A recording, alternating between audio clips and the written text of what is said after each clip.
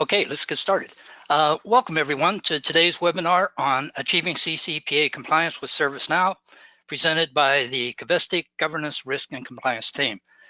Today we're going to share with you some strategic insights and tactical tips on how you can leverage your investment in ServiceNow to comply with the new California Consumer Privacy Act. My name is Mike DeAndre, and I'll be hosting today's session along with two of my colleagues, Eric Smith and John Gubataya. Eric and John, would you please introduce yourselves? Eric? Absolutely. Thanks, Mike. Eric Smith. I run pre-sales here at Covestic.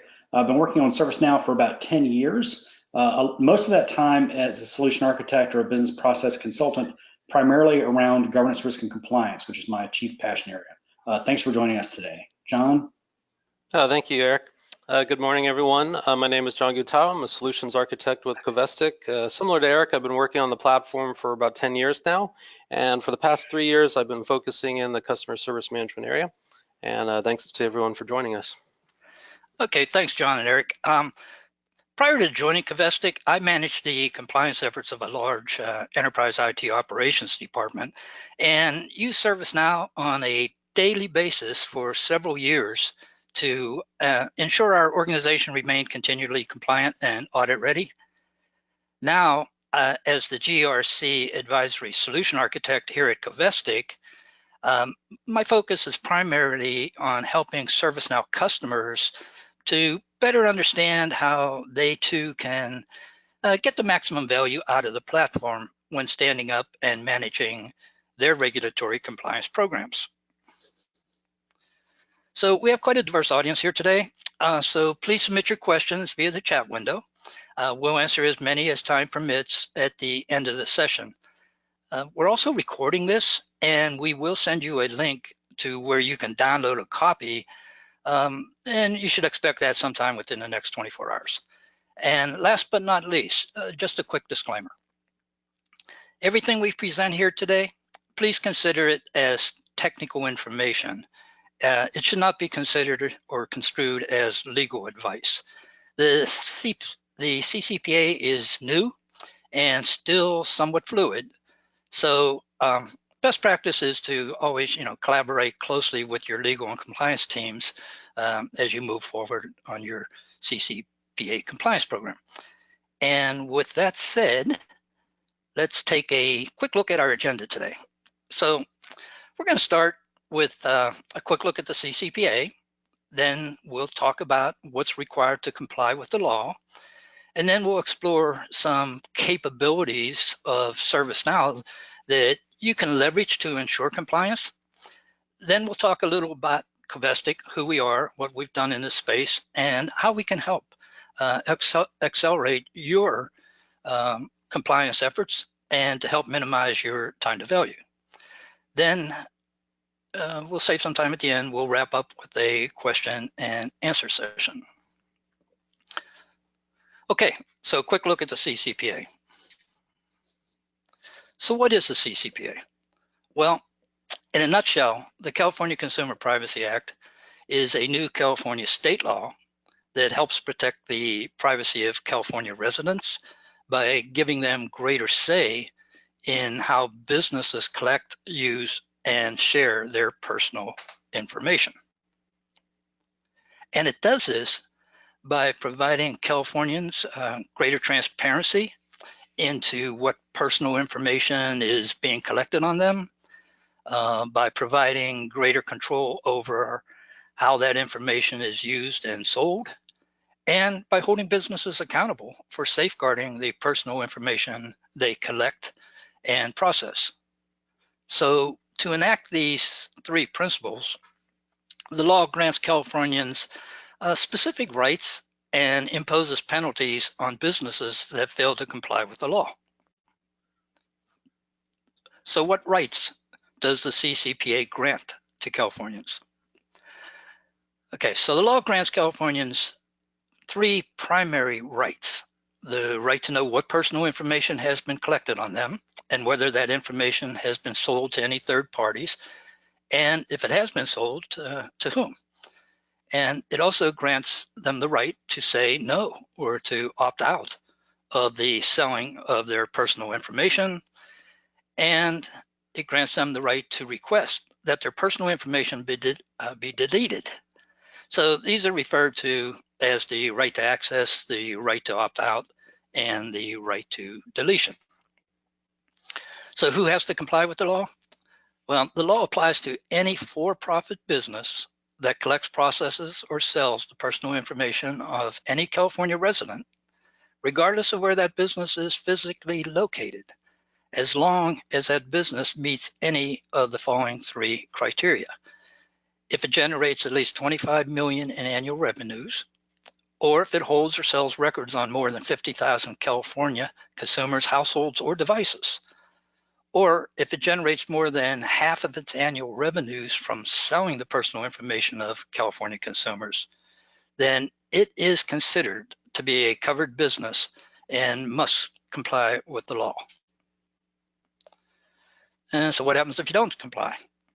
Well, the CCPA empowers the California Attorney General to levy fines up to $2,500 per incident for any violations that are unintentional, and this goes up to $7,500 per incident for intentional violations. And the law also gives Californians the right to bring civil claims, civil actions, for up to $750 per incident in the event that their personal unencrypted data is exposed during a breach. And they can do this without needing to show damages or losses. And of course, if they actually suffered losses, they can show damages, they can sue for the amount of those damages. In addition to the fines and the civil actions, the law also enables consumers to participate in class actions and to share in any monetary awards that the courts grant as a result of those actions. So while these individual amounts, $2,500, $750, even $7,500, they may seem relatively small compared to large fines imposed by other regulations such as the GDPR. These amounts, of course, can quickly skyrocket in the event of a data breach. So when do you need to comply? Well, the law was passed on June 28th, 2018, and it became effective on January 1st, 2020, and it becomes officially enforceable on July 1st, 2020, when the new regs go into effect.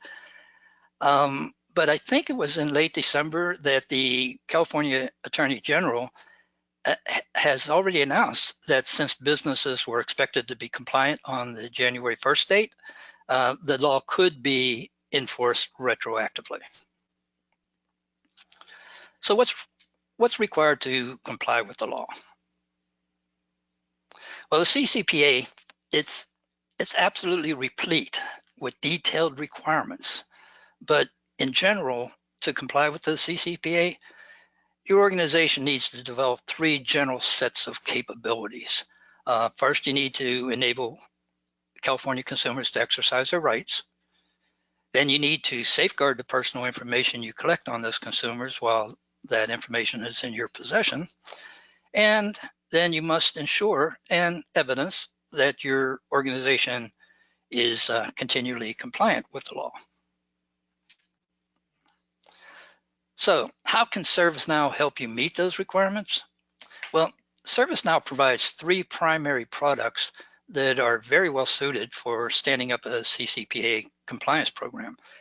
Customer Service Management, or CSM, can be leveraged to enable consumers to exercise their rights. Security Operations Management, or SOM, can be leveraged to safeguard consumer information. And the Governance, Risk, and Compliance, or GRC suite, can be leveraged to sustain and evidence continual compliance with the law. So we'll take a close look at all of these, starting with the CSM. So John, would you please walk us through how ServiceNow CSM can be leveraged to enable consumers to exercise their rights? Absolutely. Thank you, Mike.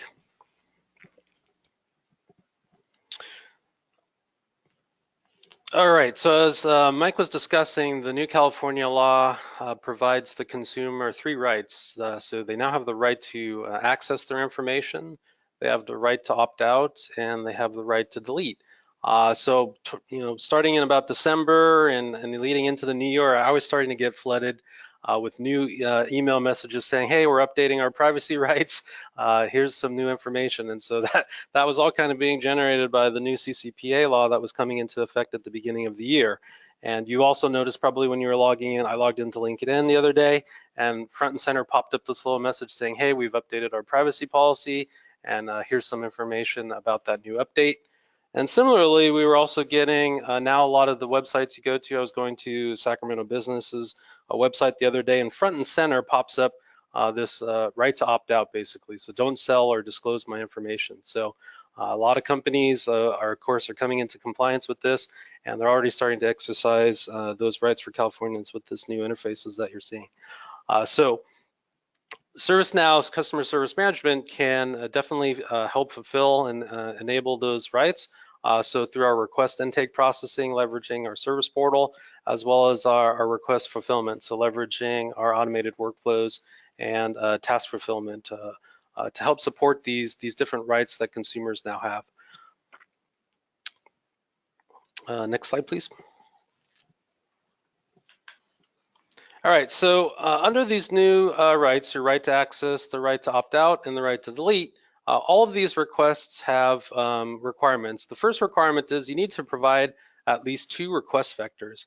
So most commonly, if you're interacting with your customers through a website, so like if you're a Facebook or Twitter and Instagram, you need to provide them a means of requesting their rights to access information or opt out through your website. Another vector could be a phone call, so you can provide them a phone number that they can contact to exercise their rights. You can also provide them an email address to email you. So I was looking at one site the other day, and it said, hey, if you want to exercise your right to know, please email us at privacy and the company's name. So those are the different types of vectors that you can use to satisfy the rights. And then another trick to the law is that you can't require the consumer to open or register an account. So obviously, if I'm telling you to delete all the information about me, it doesn't seem fair that I would have to create an account or register with you to get that information deleted from your tool or your applications. So the law protects the consumer in that way and not having to open up an account or register. And then the law also says you need to verify the identity. So of course, if we're going to be disclosing information about a consumer, we need to ensure that that consumer is who they say they are. And so under the law, you can work with a third-party authentication, like a knowledge-based authentication. So kind of similar to what you do when you're requesting a credit report. It kind of asks you some questions about yourself. Do you have a mortgage? Do you have a car loan with this particular company? So using a third-party application like LexisNexis or Ideology, you can use knowledge-based authentication to verify that requester. Additionally, in the proposed regulations that came out in October, they clarified that the company can also verify the identity of the requester against any sort of information that they already have about that person. So if you happen to have a user ID or a membership number with the organization, and then you provide your name and your address, with those 3 data points, the company can also perform that request identity verification. Once we've submitted this request, we're bound to provide them a unique ID. And so fortunately, out of the box, customer service management, of course, provides a case ID. So that's the unique request ID that the California consumer can use to kind of track the request with the organization. The law put into place that these requests need to be fulfilled within 45 days. So again, out of the box functionality with ServiceNow, leveraging service level agreements, we can enforce, that 45-day within the law.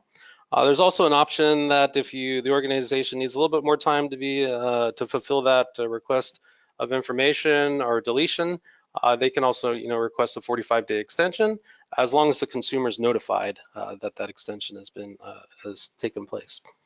And then similar to your credit reports, you can only request so many requests within a 12-month period. So a consumer can put in about 2 requests in a 12-month rolling period.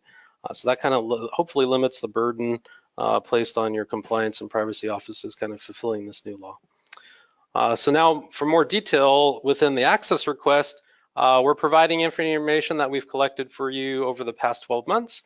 So since that's a 12-month rolling period, we kind of disclose once that request comes in, any information that we've collected about you within the past 12 months.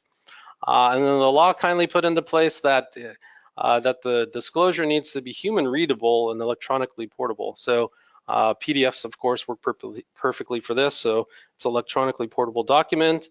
And then the other key factor here in the wording in the law is that it's human readable. So your average California consumer should be able to look at this access or disclosure request and be able to decipher the information that you've collected about them. So it's important to make that as human readable and presentable based on the different PI categories so that they know what information you have about them. And then of course, because this is information about a consumer, it needs to be delivered securely. So a lot of organizations are leveraging two-factor authentications. So this is pretty common nowadays. If you're logging onto your banking or brokerage account, it'll send you a text message with a one-time login code. You type that code in, and now we've essentially verified you for that transaction. And so we can securely deliver your disclosure or access report to you. Okay, the other one is, like I mentioned a little bit earlier, is the opt-out requests. So these are the ones that are popping up on all the websites again, front and center. Don't sell my information. Hopefully they're making it easy for you to kind of click that button and immediately kind of opt out of your information being sold. And then the reason those are front and center on all the websites now is because the law says it has to be in a conspicuous location. So in order to be in compliance with the law, they need to draw that to your attention. And so the law is kind of protecting California consumers because a lot of times these things were hidden away in privacy policies. You have to drill down through multiple pages, and then there'd just be this hidden little one-line link to actually start processing your opt-out or your privacy rights. And so the law kind of protects California residents and says, hey, no, you can't hide this stuff. You need to make it front and center so that they're aware and it's easy for them to exercise that right. And then lastly, the type of request is a delete request. So the law states that this has to be two processes, right? So if you're asking an organization to delete your information, we need to verify with a second separate page or declaration that, yes, I'm affirming who I say I am, and I also want you to delete my information. So that needs to be a two-step process to process that type of request. And then this is the deletion or the erasing all the consumer information, not just in the past 12 months. So whatever you've collected from, I've opened my Facebook account years ago. If I want all that information deleted, then from day one of me accessing your organization's services, that information needs to be deleted. And then the other tricky part to this is you also need to notify third parties. And so, so an organization needs to recognize which data they've exchanged with third parties. And then if a California consumer comes in and says, hey, I need that information deleted, it's the organization's responsibility to say, okay, hey, third parties, the information that we disclosed for you with this particular consumer, that also needs to be deleted. So maintaining that information, of course, within your ServiceNow system and all those relationships helps to kind of make sure that you're in compliance with the law and you're notifying those third parties based on the different business services or applications that are collected that consumer's information.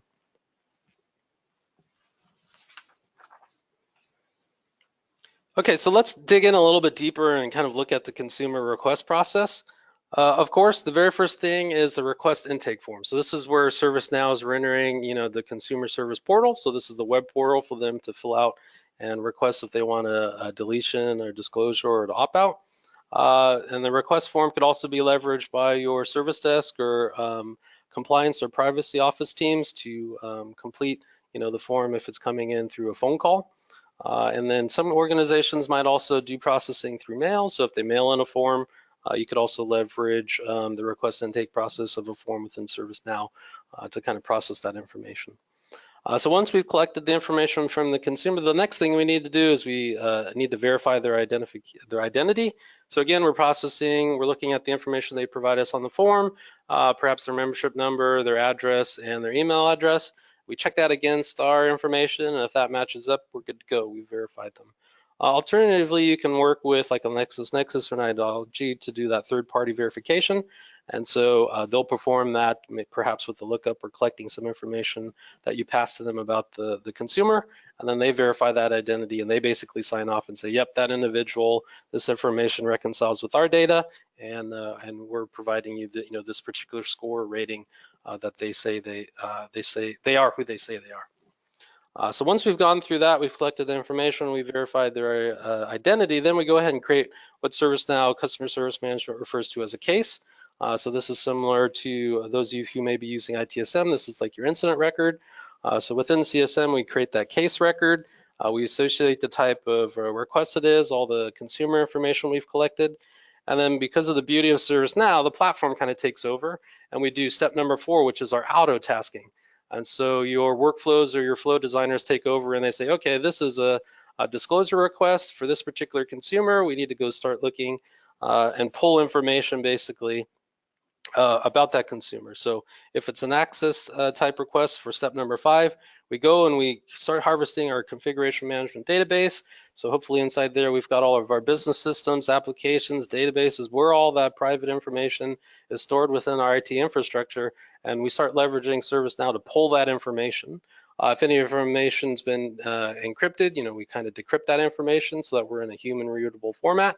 And then we package all that information up so that we can securely deliver it to them for that disclosure. If it's an opt-out, then we collect where have we kind of stored information or added them into a constant contact or any sort of mailing lists. So we find that information and we basically flag it and we say, okay, we're opting this particular consumer out of all these types of notifications and data shares. And then finally, if it's a deletion, so that would be number 7 here, we check to see, okay, where are we storing data for this particular consumer, and then we go through the deletion or the erasure of all that information. And so we're going in, again, we're leveraging the ServiceNow CMDB.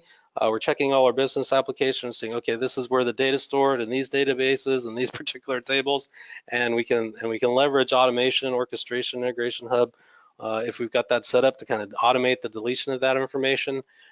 We delete that and then we notify our third parties. So again, if we've got those relationships of this particular business service is sharing information with these third parties, since the consumer has information within this business service, we automatically need to notify these third parties that they also need to remove that information about this consumer. So to be in compliance with the law, we get to step number 8. So we're logging all this fulfillment. So the case record acts as our top level record, and then ServiceNow has what they call case tasks. So we're tasking all the different application owners and business services with collecting or deleting that information. We're tracking all that against the top level case requests, and then our case tasks for the individual tasking. So all that information is being logged and collected so that we can show our compliance basically for CCPA for any sort of requests that come in from the consumer. And then lastly, once we've performed that disclosure, we notify the customer, hey, your disclosure is ready to go. Go ahead and use this one-time password functionality so you can securely get your human readable disclosure report. Or we let them know, hey, we've deleted your information, so your request has been completed within that initial 45 days or 90-day extension. So that kind of completes it out once we've notified the consumer.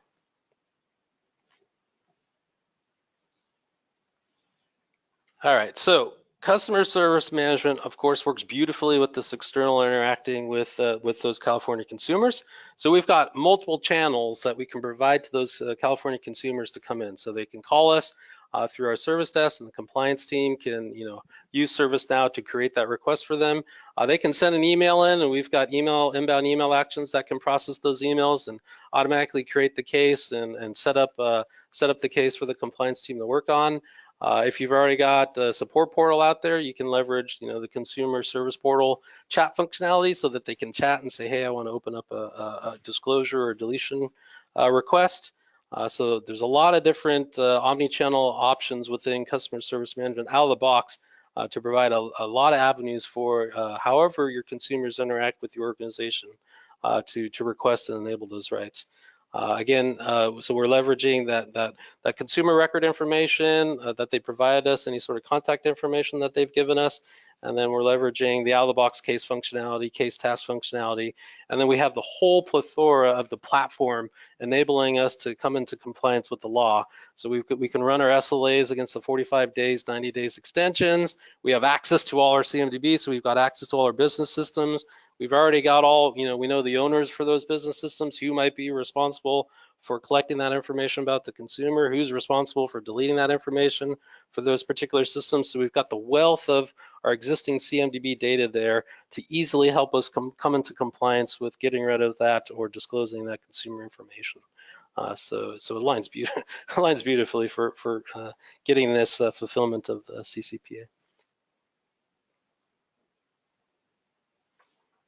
All right, so this is just kind of a couple screenshots of example of leveraging the out-of-the-box platform for customer service management. So initially, most of them are standing up customer service management portals. So these are your consumer portals.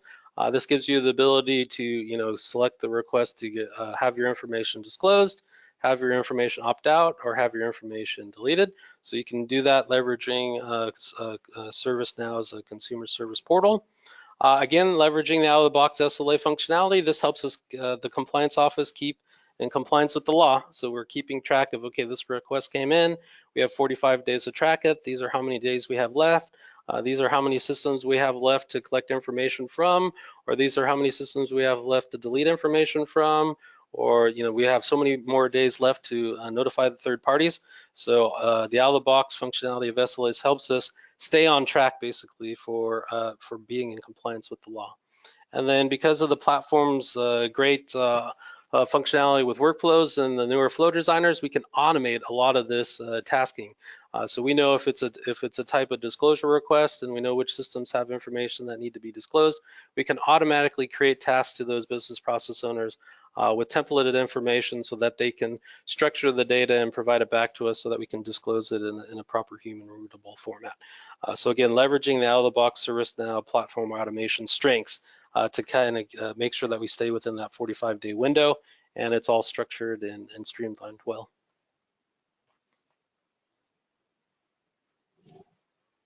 Again, leveraging the case tasks, we can, if need be, we can have your business process owners complete those manually and collect that information and delete the information.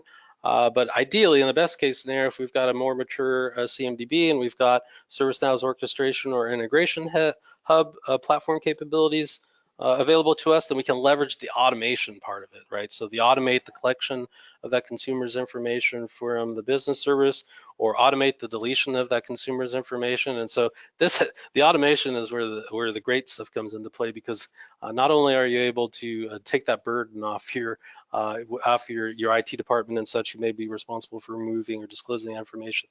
The automation within the platform really makes it a lot easier to come into compliance with the law and make sure the consumer is getting their information or their information is deleted. And then we can package all that information up again into a PDF, and then we can use one-time passwords authentication to provide that information out to the consumer. And so we can then attach, of course, that report for our record keeping to the case.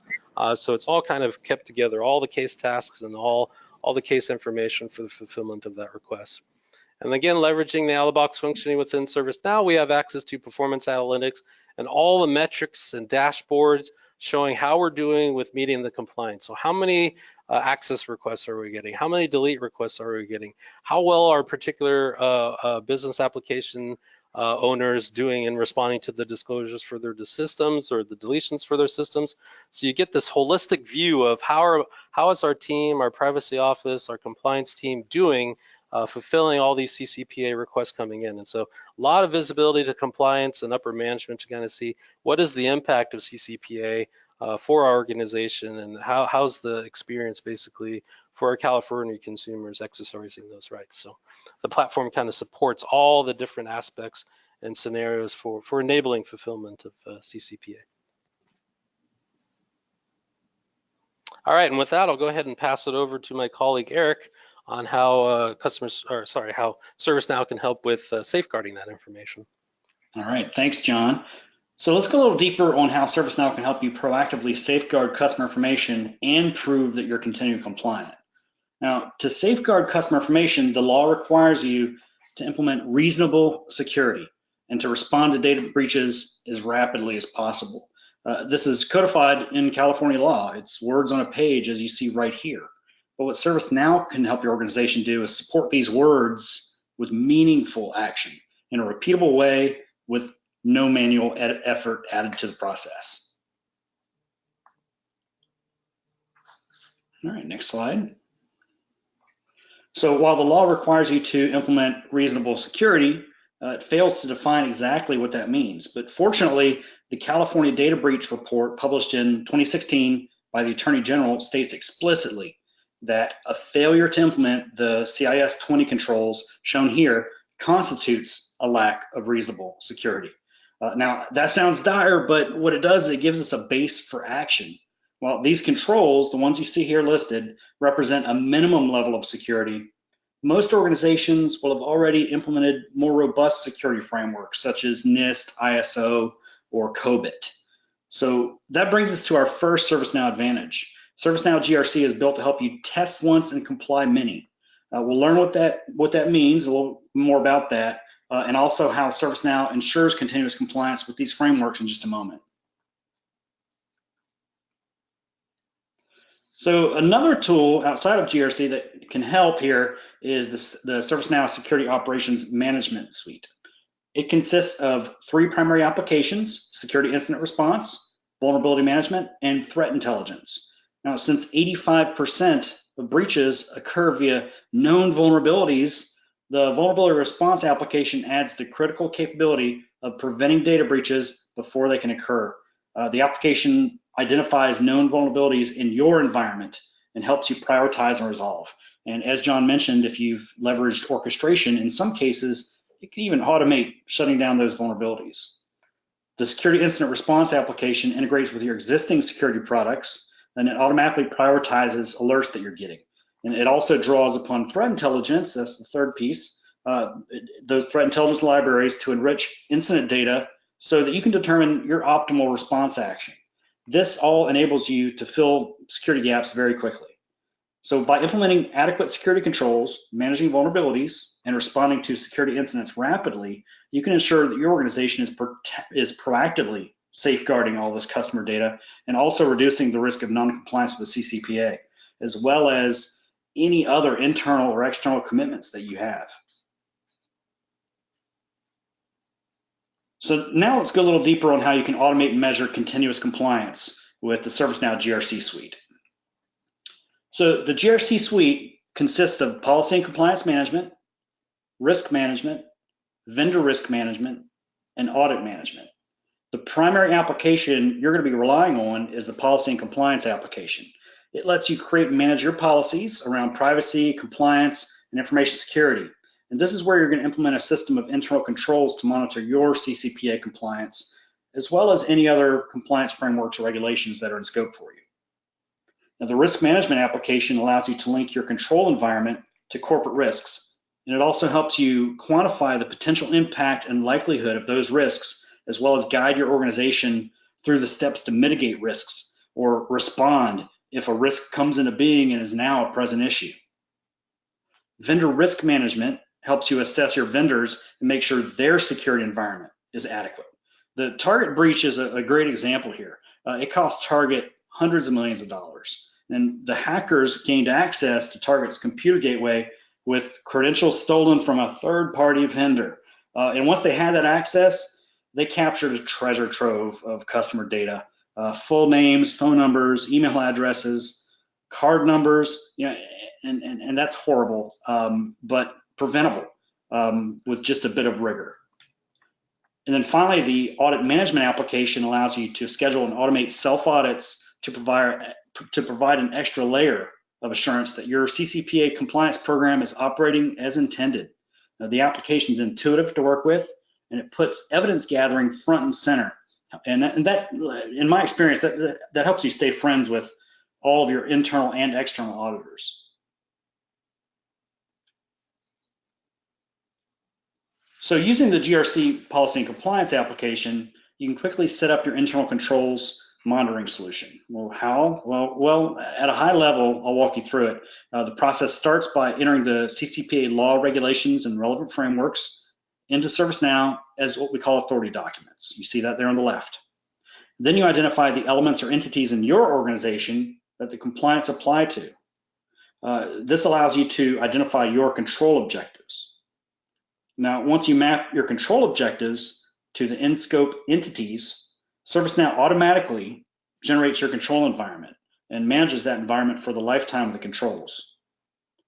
Now that your controls are generated, you set up your monitoring activities to continuously monitor all those controls. You want to make sure that they're operating as intended and also provide an indication of how well your controls are performing. Dashboards, once you've set all this up, display up-to-the-minute performance metrics, providing visibility into your overall CCPA compliance posture. So I know that was high level, and I kind of blasted through it a little bit. So let's reframe it with some action steps, and you see those listed here along the top. So first, import your authority documents, such as CCPA. Next, cite the sections of those documents that are directly applicable to your organization. Then create your control objectives that define how you're going to comply with all these mandates. Next, we need to relate these external elements to your environment, and we need to do it in a way that we can hopefully wash, rinse, and repeat. So next, what you're going to do, now that you define your control objectives, you define your control environment by mapping all those objectives to your in-scope systems. ServiceNow for this uses a condition-based selection tool, and it makes the scoping exercise very straightforward and also very flexible and scalable. And once your controls are generated, you can set up attestations to ensure a control is in place, as well as trigger indicators to continually test and monitor the controls. So you can gain back, again, if, as John mentioned for the CSM piece, if your configuration management database is in place and you have access to some data, you can automate some of this evidence gathering using these indicators. So once you have all this in place, from this posture, your overall compliance can be tracked via dashboards to determine the percentage compliance with the law, as well as all of your other policies and frameworks. At a glance, you know if you're having a good day or a bad day, and also it prompts you to take meaningful action. Now, all this was conceptual, so if you'd like to see how this works in a real-time demo, please let us know in the chat window. We'll get that set up for you. So now let's explore how Covestic can help you get a quick win and stay compliant. So the high level on Covestic, we were founded in 2001, and we've assembled a world-class team. We are 300 experienced consultants averaging over 15 years of consulting and IT experience. We invest in continual training and education of all of our team, and all of our resources are based in the USA. We've completed over 180 ServiceNow projects, and we have an average customer satisfaction score of 9.6. And at Covestic, we take a long view to our client relationships. True partnership's the goal. And this brings me to what I'm second most proud of about our company, and that's that 90% of our clients come back for repeat engagement. We bring demonstrable value to our clients, and they reward us by sticking around. So what am I proudest of about Covestic? Well, we don't try to be all things to all people. We specialize in specific areas such as CSM, GRC, and security operations that you heard about today, but also IT service management, IT operations management. We focus where we're great. And from that posture, we provide end-to-end, real-world, experience-based solutions and guidance, not just a tool implementation. So here are a few familiar companies that have become our valued long-term clients. Hopefully, you see similarities to your organization in one of these names. And if you are one of these organizations, we thank you for your loyalty and choosing us to guide your journey.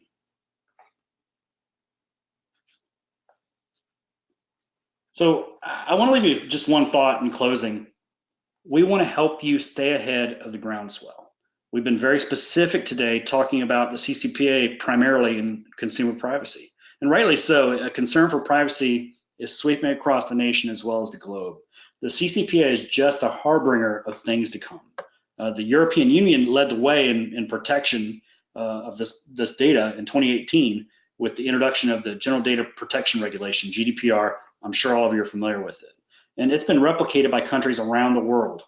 Here in the States, it's not just California. Nevada and Maine have already passed CCPA-like laws, and other states are getting ready to follow suit.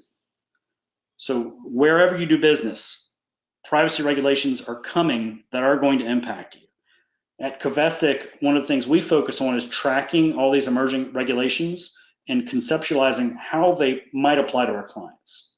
So with us on your team, you can rest assured that ServiceNow will help your organization stay CCPA compliant. Our goal is to help you build a solution that's scalable and future-proofed so you can ensure that you can readily achieve compliance with all the new regulations coming at you as well. All right, so let's wrap up and get to your questions. Now, any that we don't get to, we'll answer via email. So the first question is, how long does it typically take to stand up the CSM solution for handling CCPA requests? I'll give kind of a generalized answer, and then I think let's get John. Let's get Mike involved. I think you can give us some clarity here. So in my experience, it's about 3 months. But it really depends on a few things. It depends on the integration with your data repositories, if there are other requirements that you have internally. So Mike, if you could just share with us what other variables might impact that duration. Yeah, I think you hit on the main ones, is the integrations with with other third parties products that come into play, such as the identity verification. Also depends on the layout of your data estate and what types of tools you have that can locate, for example, can locate your consumer personal data, PII type of data. And so integrating with those type of solutions has a pretty significant, has the largest impact on scheduling. But typically, 3 to 4 months to in general end to end. Outstanding. So that's a good, that's a good tight duration. We're not talking about a year or two here. No. So we have another question. What if you don't have CSM? Are there any alternative ways to stand up a request processing solution in ServiceNow? CSM and GRC, to answer that, are great together, as we've seen, but they are just options. If you're familiar with the platform at all, you know that it's very flexible, very robust. It can do a lot of things. So John, I kind of want to reach out to you here. When we addressed CCPA for a recent client just a few months ago, there were several options that we helped them consider. Can you tell us more about that experience and what other ways they might be able to address CCPA? Yeah, sure. So another option, of course, would be leveraging a custom application within ServiceNow. So again, ServiceNow is a platform. So you could stand up a custom CCPA application. But when we were doing the analysis basically between standing up a custom app within ServiceNow or leveraging the out-of-the-box functionality of customer service management targeted towards the consumer, it just made a lot more sense to go with the out-of-the-box solution of customer service management, because a lot of the fields, tables, your cases, your case tasks, your SLAs, your agent workspace, all that functionality was ready to go out of the box for customer service management. And so it made the recent project, like we were able to hit that 3-month timeline and come into compliance on the first, utilizing a lot of the existing infrastructure of the out-of-the-box customer service management. So it made implementing the application, the CSM application, and coming into compliance with CCPA within that 3-month time window, and for this particular organization, hitting that legal, January 1st deadline. So it just aligns nicely, basically, to the out-of-the-box customer service management. And again, the advantage is you already have your CMDB, you already have your IT people in ServiceNow, you already have your SecOps and hopefully your GRC. So everyone's already in this platform working against this information. And so the option of going out and getting another third-party application specifically for CCPA, now your teams need to log into another system. Most likely that system is going to need to harvest the information you already have within ServiceNow. So it didn't make sense to kind of go with those other outside parties that kind of stand up request intake for CCPA. It's like you've already got all the data, everyone's already using the platform. You can leverage all the different out-of-the-box applications for GRC, SecOps, CSM, and your existing ITSM infrastructure. So it's just a perfect fit. Outstanding, sir. Thank you. So we got a little run of questions regarding the CCPA. It's pretty specific to the CCPA. Mike, there's 3 questions right here in a row. I'm probably going to be coming to you. And again, I want to reiterate that, as Mike said at the top, we've gone deep on the CCPA. We understand what it takes to comply with it, but you should always backstop yourself with talking to your internal legal team, talking to your customer team, and understanding what's being gathered. First question, if companies have adhered to GDPR, are they automatically compliant with CCPA too? That's really an awesome question. The CCPA is very similar to the GDPR in some of the rights that it grants to consumers. However, the CCPA defines personal information more expansively than the GDPR does. So if you are GDPR compliant at this time, I think an analysis needs to be done of looking at the definition of the data under the GDPR, what constitutes personal information, then look at the definition again under the CCPA, and make sure that your processes that you have put in place for the GDPR are dealing with the full spectrum of information, personal information as defined under the CCPA. Outstanding, thank you, sir. Another question, if a company adheres to CCPA, do you expect that they will apply it across all consumers, not just California consumers? Yeah, another great question. I think this just comes down to practicality. I mean, most organizations are not going to want to have to run 2 separate sets of processes, one for California consumers and one for non-California consumers. So I suspect that the most prudent and most efficient solution is to adopt your processes to meet the requirements of the CCPA across the board, regardless of the type of consumer that you're holding data on. And in reality, the CCPA, as Eric mentioned earlier, it's really sort of the, it's leading the way for the other states. So regardless of what state you're in, sooner or later, there's going to be a privacy law that you're going to have to adhere to. And if those laws are sort of founded based on the CCPA, by getting ahead of the game and making sure all your processes are CCPA compliant, like I said, you'll be ahead of the game.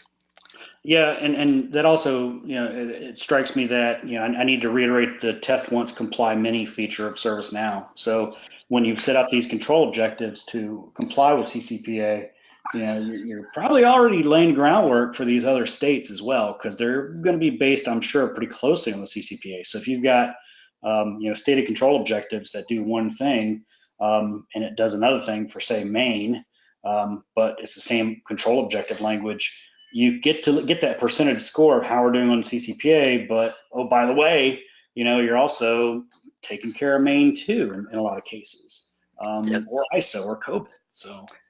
Yeah, that's a really good point. I think the focus is on privacy. Yep. Keep the focus on privacy regardless of the individual states.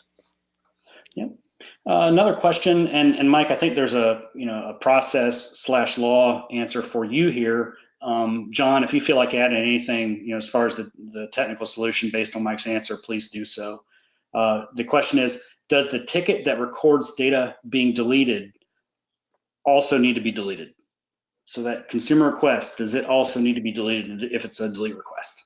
Great question. My understanding is no, you need to retain that record as evidence that you've actually received the request, you processed the request, and you fulfilled the request. But check with your legal department on that for sure. But that's my understanding, is that no, you don't have to delete the request the record of the request. Is that the question?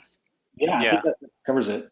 Yeah, Eric, my understanding is consistent with Mike's, and that's how a recent project that I worked on interpreted. But of course, like Mike mentioned, check with your own legal counsel. But under the law, you need to be able to prove that you met the requirement of the CCPA request.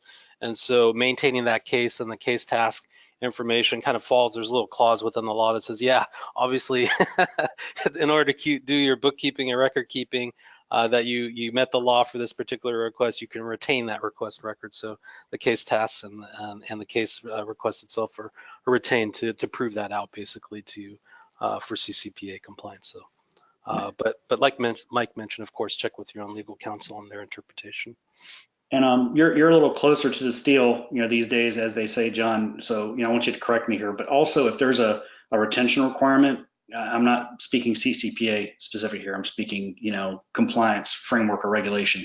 If there's a retention requirement of, say, 7 years, and you want to make sure you blow away that data after 7 years, ServiceNow has methods of automating that. Is that correct?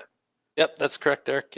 Yep. So based on what your legal or compliance office determines they want their retention length to be, then you can kind of reconcile that with the ServiceNow platform and maintaining that record and purging it as needed.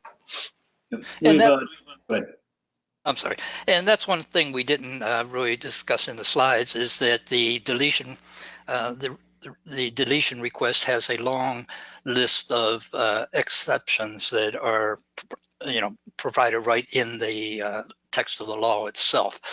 For example, if a product is under warranty, or if there's a legal hold on the information, you don't need to respond. You don't need to actually do the deletion. You can just inform the customer that, hey, you requested this deletion, but there's this legal hold on it, and so we're unable to fulfill your request at this time. Got it. And we've just got one more question in the hopper. I want to point out that we've got time for more questions. So anything you think of, go ahead and chat it, and we'll get you taken care of. So the question is, how scalable is the solution? Will it handle other regulations such as HIPAA, Sarbanes-Oxley, et cetera? I think we might have an opportunity for all three of us to chime in on this one. It's very scalable. There's multiple methods to set up these authority documents. Mike and I are well versed in all of them. There's one of them built within ServiceNow, the Unified Compliance Framework. It has its advantages, it has its disadvantages. There are also other tools. Compliance Forge is one of them. And then there's just going out and finding the guts of the framework or regulation itself and importing it. There's multiple ways to skin that cat, so to speak. But once you have, again, you can identify controls that address multiple regimes and begin to grow from that point. So the heavy lift, if you will, is your initial deployment. It actually kind of becomes easier after that. So as far as scalability of the solution, we'll go Mike and then John. Anything you have to add? Yeah, as far as scalability, extremely scalable. Regardless of the number of regulations that you need to comply with, speaking from let's take it from the GRC perspective, you can add all those different regulations into ServiceNow as authority documents, as Eric mentioned earlier. You can cite the different sections of those authority documents. You can then define control objectives. And the way I'm describing it now is a manual process, but like Eric said, that there is a product called the Unified Compliance Framework that can be leveraged to jumpstart that effort. And once you've done this, and it's just the overall processes of identifying the entities to which these authority documents or these regulations apply, that overall process of identifying them and identifying how you're going to test those to ensure compliance, those processes are all pretty much the same. So once you've set up your GRC application, for example, it's just a matter of adding the regulations that come into scope. Outstanding. John, anything to add on that? Yeah, so of course, customer service management is super scalable. So it's another part of the ServiceNow platform. And so you could start off, with manual fulfillment for collecting the disclosure information, and then you can mature into, the automation through integration hub and orchestration. Platform, again, we were showing earlier the omni-channel. So there's a lot of different ways through web portal, phone, chat, different means for us to take in those requests. And again, customer service management is just a particular application of the full ServiceNow platform. So as you need to scale maybe your fulfillment, your SLAs, your tasking, your email notification, you have the full feature set of the ServiceNow platform to increase, and scale out how your compliance or privacy team are going to fulfill those requests and kind of automate that fulfillment and processing. So yeah. Outstanding. Thank you, sir. So we did get one more question. I think we'll take this one and then get to our wrap up. John, this one's very definitely for you. Have you done data encryption at the column level? If so, how difficult is it? And also what are some of the challenges? Yes, so I have done encryption at the field level, so field level encryption and then creating the encryption keys and securities. It's not too difficult. You just have to make sure that the security context is associated to the privacy team groups or the compliancy team groups so that they're able to see that information. Hopefully you're not collecting additional PI information through the request. The last project I did didn't do that so that we don't pull more things into compliance. We were just collecting, like, hey, what's your name, what's your address, what's your membership number? But yes, ServiceNow's, you can pull into play the data encryption at the column level if need be, if there is some additional PI information that you need to collect to kind of fulfill those requests. But hopefully you can avoid that if possible. But there's also the platform level edge-to-edge encryption if you need that. So that encryption capability is there if needed. Yep, and thank you for that last piece. I was actually going to add that depending on the precise encryption requirements, there are multiple methods available to you in ServiceNow, including that end-to-end encryption of the data in flight. All right, I don't think we have any other questions. Mike, go ahead and wrap us up today. Okay, great. Hey, those were awesome questions. Okay, so that concludes our presentation for today. So if what you saw here today resonated with you, whether you are an existing ServiceNow customer or if you're new to the platform, we'd be more than happy to set up a more customized and interactive demo for your team. So just reach out to us at ServiceNow@Covestic.com. Just don't want to forget, be sure to keep an eye out for that email from us with the link to a copy of this recording. It should go out within the next 24 hours. And that's it. So thank you again for your time.